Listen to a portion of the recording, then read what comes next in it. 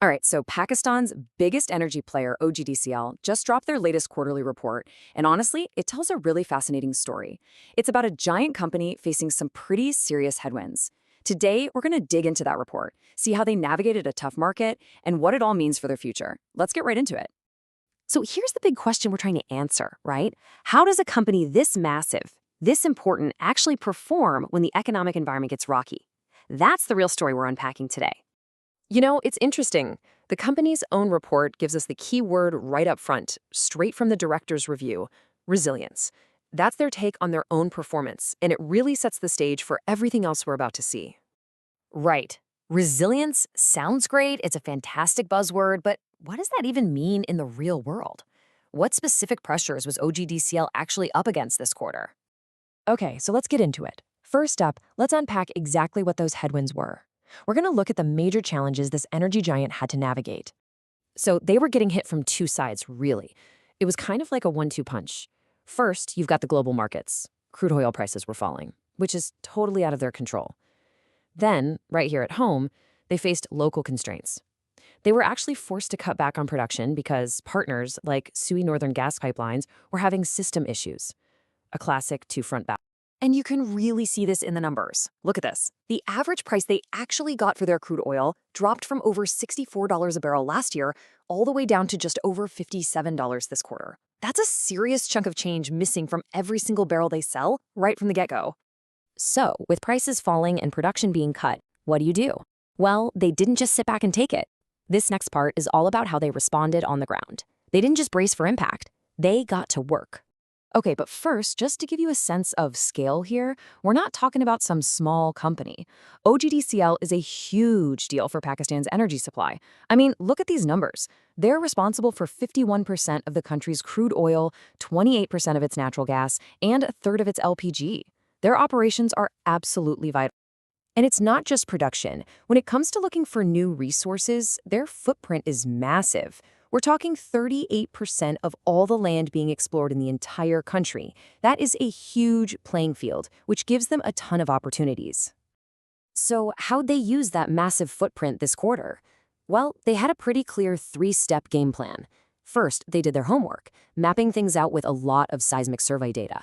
Then, they started drilling, aggressively, logging over 20,000 meters. And what happened? It worked. They hit 2 new gas condensate discoveries down in Sindh. But it wasn't all about finding new stuff. They were also smart about getting more out of what they already had. They brought 4 new wells online, they installed new tech like electric pumps to boost output, and the results? Well, you can see them right here. These efforts alone added nearly 2,500 barrels of oil every single day, plus more gas and LPG. This is exactly how you fight back when you're being forced to cut production elsewhere. Okay, so we've seen the problems and how they tackled them operationally. But the real question is, how did all this shake out on the balance sheet? It's time to follow the money and check out the financial scorecard. Now, no surprise here, right? With lower oil prices and those forced production cuts, your top-line revenue is going to take a hit. And it did. Sales dropped from 106 billion rupees last year to 96 billion this quarter. You just can't escape that kind of market pressure. But this is where that word resilience really starts to make sense. Yeah, sales dropped by 10 billion rupees, but look at their profit after tax. It barely budged, only dipping from 41 billion to 38 billion. That tells you they were running a really tight ship and managing their expenses incredibly well. And their financial health isn't just about them.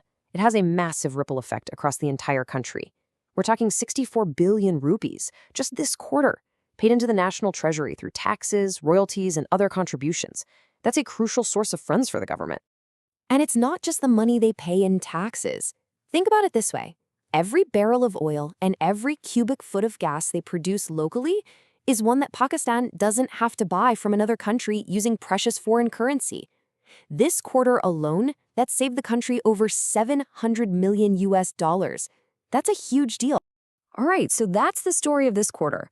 But what about the future? This last part is maybe the most interesting. Where does a giant like this go from here? Let's look at how they're planning for a more diversified future. The big idea is pretty simple, really. They get it. Relying only on oil and gas in today's world is a risky long-term bet. So, to keep growing and to manage that risk, they're branching out, strategically. And when we say branching out, we're not talking about small moves. These are huge, ambitious projects. At home, they're getting into mining for gold and copper with the Reko project. Then you look abroad. They're exploring offshore in Abu Dhabi and jumping into bid rounds in Libya. This is them thinking way beyond their traditional business. And look, this isn't just some vague 10-year plan on a PowerPoint slide. They've put dates on these goals. We've got a deadline for the Libya bid in early 2026. They're expecting first production from Abu Dhabi and the Reko mining project around 2028. This is a real, actionable roadmap. So when you look at it, OGDCL's story this quarter is all about handling the pressures of today. But their strategy, that's all about getting ready for tomorrow. And it kind of makes you wonder, for the whole industry, as the world keeps changing and energy needs shift, what is the next big frontier?